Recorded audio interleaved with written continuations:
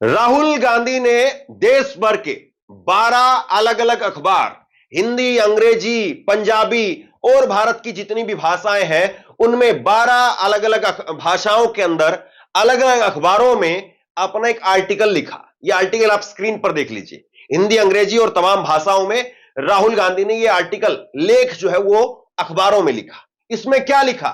इसमें उन्होंने लिखा कि देश के अंदर मैं उद्योगपतियों को एक नई डील पेश करना चाहता हूं। राहुल गांधी ने कहा, क्या है ये डील, आगे आपको बताता हूं। राहुल गांधी ने जैसे ही आर्टिकल लिखा, बीजेपी सरकार की तरफ से दो काम सामने आए। पहला यह हुआ कि राहुल गांधी के इस आर्टिकल के बाद में ताबड़तोड़ तरीके से बीजेपी के मंत्रियों ने एक के बाद एक राहुल गांधी के इस ट्वीट को लेकर के हमले करने शुरू कर दिए कि कांग्रेस ने तब ये किया था, कांग्रेस ने वो किया था, ऐसे ऐसे करके करना शुरू कर दिया। सामान्य सी बात है।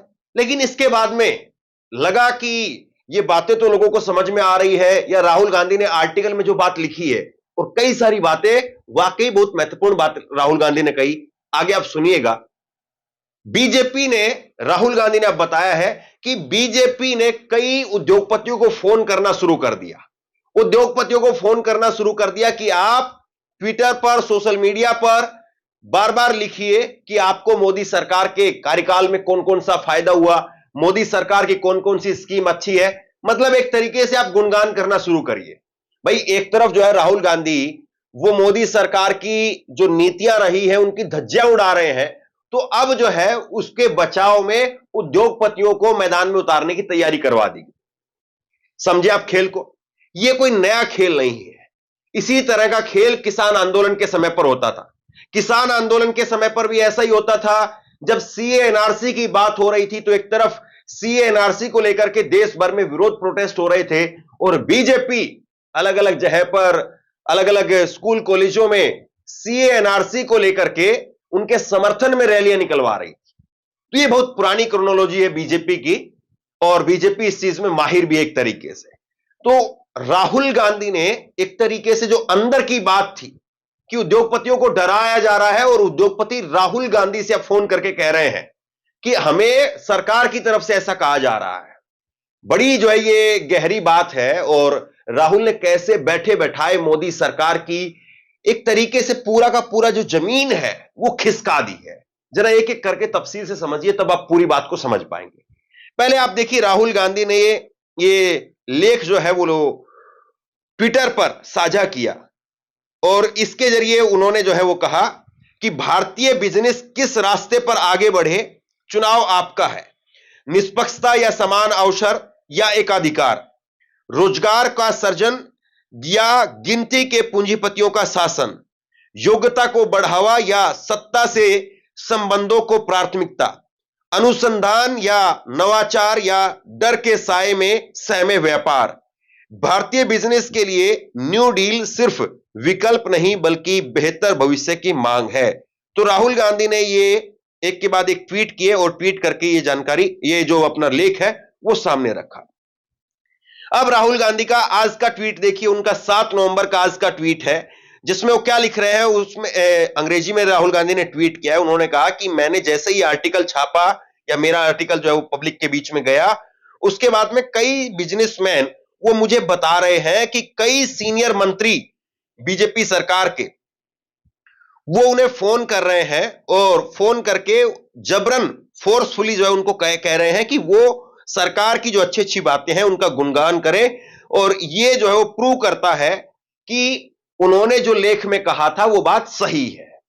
इसके बाद सुप्रिया सिनेत भी लिख रही है कि क्या पीयूष जी काहे फोन कर करके लोगों को धमका रहे हैं, मजबूर कर रहे हैं कि मोदी जी की झूठी तारीफ करने के लिए। आप कॉमर्स एंड इंडस्ट्री के मंत्री हैं, लेकिन काम कुछ ही लोगों के लिए करते हैं। आप भारतीय उद्योग में फर्क करके सिर्फ चंद पूंजीपतियों के लिए क्यों जुटे रहते हैं। तो मतलब कांग्रेस ने यहां पर जो है काउंटर करना शुरू कर दिया कि भाई मोदी के मंत्री अब झूठी तारीफ करवा रहे हैं। अब राहुल गांधी ने उसके बाद एक वीडियो भी जारी कर दिया। अंग्रेजी में वीडियो है राहुल गांधी की, लेकिन क्या कह रहे हैं उसका हिंदी लबोलबाब मैं आपको बता देता हूं। राहुल गांधी ने कहा कि मैं साफ कर देना चाहता हूं कि बीजेपी जो मुझे एंटी बिजनेस बता रही है वह सरासर गलत है।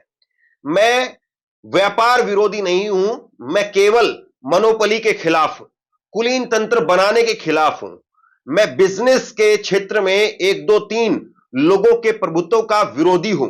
मैंने अपने करियर की शुरुआत एक मैनेजमेंट कंसल्टेंट के रूप में की थी, इसलिए मैं अच्छी तरह से जानता हूं कि एक व्यापार को सफल बनाने के लिए किन चीजों की जरूरत होती है।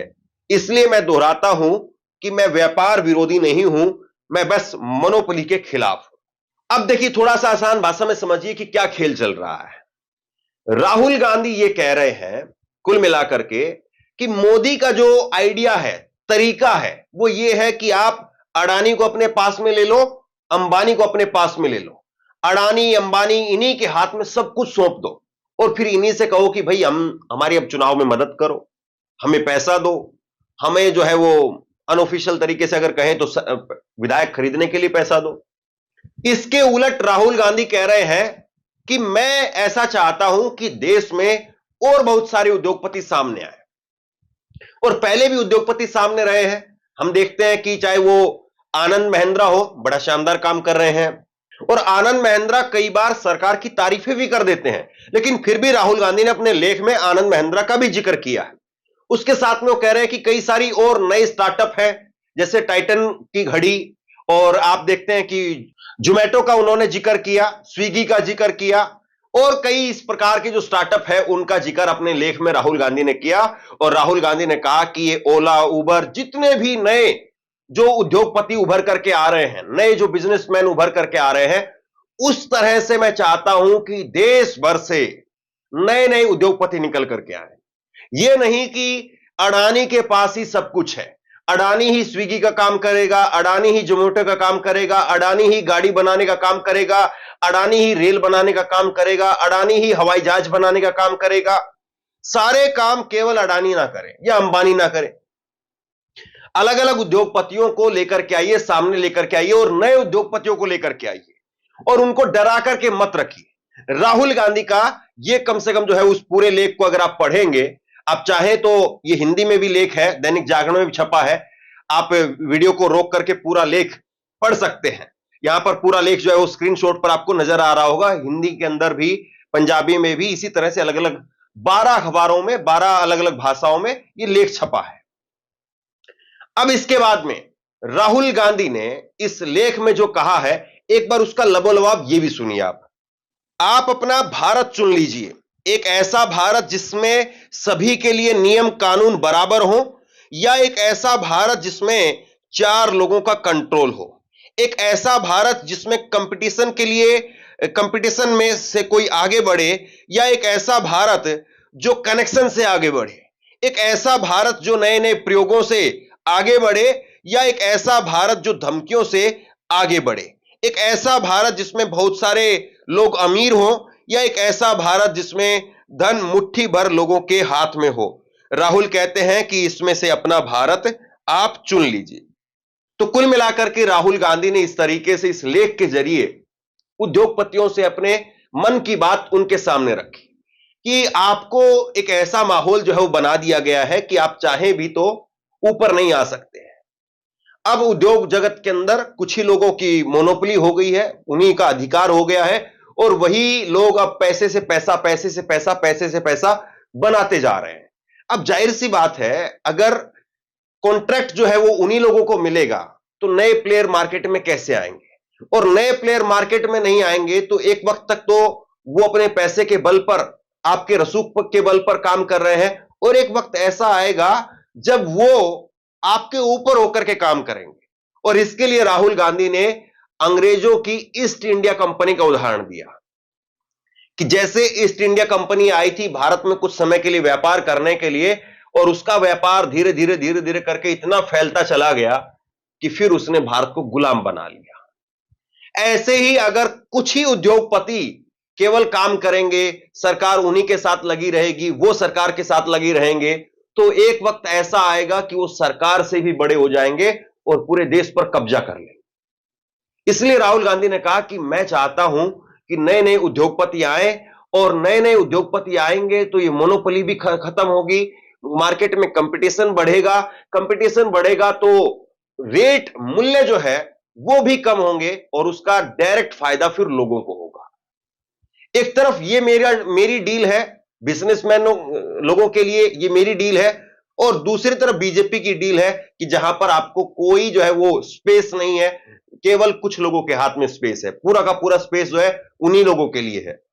तो जैसे ही राहुल गांधी ने यह बात कही, उसके बाद में कल से ही जो है वो राहुल गांधी के आर्टिकल को लेकर के चर्चा हो रही है कि भाई राहुल गांधी की बात अगर लोगों के दिलों में बैठ गई, लोगों के दिलों में उतर गई, तो कहीं ऐसा ना हो कि अंबानी अडानी जो मोटे तौर पर सरकार को फंड करते हैं, बाकी के उद्योगपति सारे नीचे नीचे एक हो जाएं और राहुल गांधी को फंड करना शुरू कर दें।